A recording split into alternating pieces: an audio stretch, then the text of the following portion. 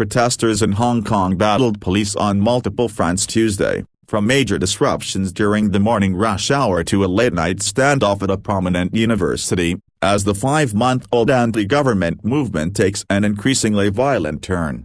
Gasoline bombs and fires lit up the night at the Chinese University of Hong Kong, while police massed for a possible clearing action with a water cannon truck. It was the second straight day of weekday protests and followed an especially violent day Monday in which police shot one protester and a man was set on fire. As on Monday morning, the day began with protesters shutting down parts of the commuter rail system and blocking roads. Some people took more than 2 hours to get to work, while others stayed home. Bus tires were punctured and debris thrown on railway tracks. Police fired tear gas at protesters who littered roadways with bricks and anything else they could get their hands on, even merchandise still wrapped in plastic and tossed out from boxes.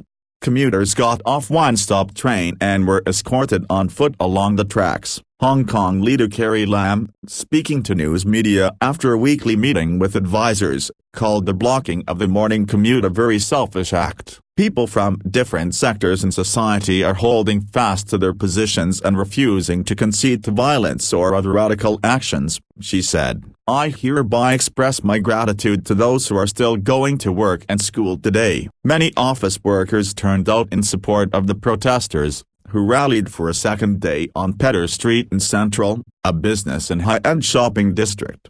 A few thousand people took over several blocks, chanting 5 demands, not one less, while holding up one hand with 5 outstretched fingers. Their demands include democratic changes and an independent investigation of police treatment of protesters. Traffic was blocked on 2 major roads, with buses and half a dozen of Hong Kong's famous trams lined up unable to move. The words "Join Us" were spray painted on the front window of a halted double-decker bus abandoned by the driver and passengers. The driver's side window was shattered, with the message reading "Sorry" added later. Office workers filled the sidewalks and overhead walkways, some joining the protesters in chanting. One 24-year-old man, who would not give his name, said he was there to support the protesters and accused the police of using excessive force, a common complaint among the city's 7.4 million people.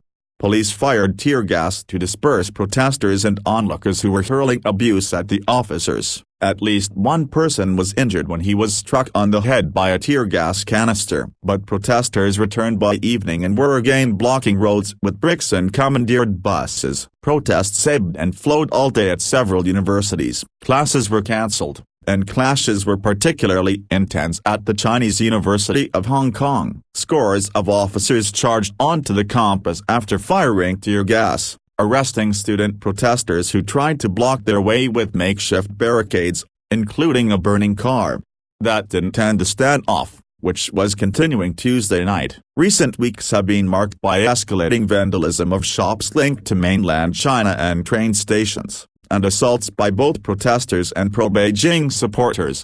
On Monday, a police officer drew his gun during a struggle with protesters, shooting one in the abdomen. In another neighborhood, a 57-year-old man was set on fire after an apparent argument. Both remained hospitalized Tuesday, the shot protester in serious condition and the man who was burned in critical condition, the hospital authority said. Video also showed a policeman on a motorcycle weaving at high speed through a group of protesters walking up a street. Police say those incidents are being investigated but defend the officers' actions as necessary for their own safety. Police spokesman Con Wing Chung said the burning had been registered as a case of attempted murder and called on the public to provide information about the assailant. Hong Kong's rule of law has been pushed to the brink of total collapse, Kong said, calling those who defend or maintain ties with violent protesters accomplices. In Beijing, Foreign Ministry spokesman Zheng Xuang lambasted the U.S. and Britain over statements of concern about the spike in violence. The United States and Britain pretend to be fair on this incident, but it only reveals how they confuse right and wrong and how hypocritical they are. And their verbal justice once again exposes their double standards and ulterior motives, Zheng said as a daily briefing. China accuses the U.S. and other foreign powers of fomenting and encouraging the protests. In Washington, The U.S. government said Monday that it is watching the situation with grave concern. We condemn violence on all sides, extend our sympathies to victims of violence regardless of their political inclinations, and call for all parties, police and protesters, to exercise restraint, State Department spokeswoman Morgan Ortagus said in a statement.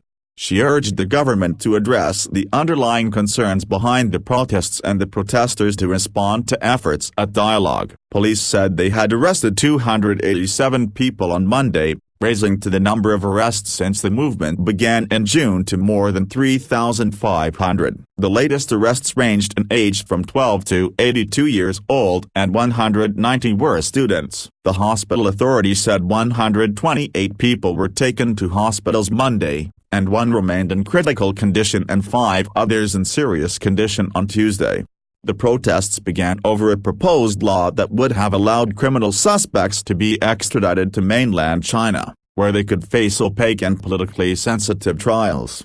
Activists saw the bill as another sign of an erosion in Hong Kong's autonomy and civic freedoms, which China promised would be maintained for 50 years under one nation, two systems principle when the former British colony returned to Chinese control in 1997.